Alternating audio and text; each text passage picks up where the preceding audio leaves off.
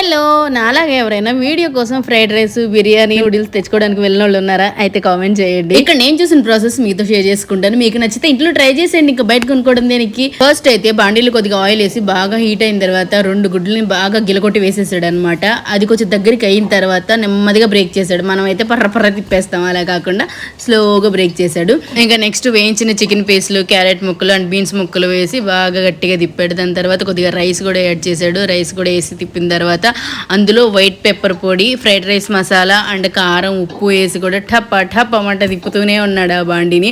అయితే ఇక్కడ నేను సోయా సాసు, టేస్టింగ్ సాల్ట్ అసలు యాడ్ చేయనండి, అది హెల్త్కి చాలా మైనస్. ఇంకా ఫ్రైడ్ రైస్ అంటే ఇప్పుడు తినాలనిపించినప్పుడు ఇలా తెచ్చుకుంటాను అనమాట.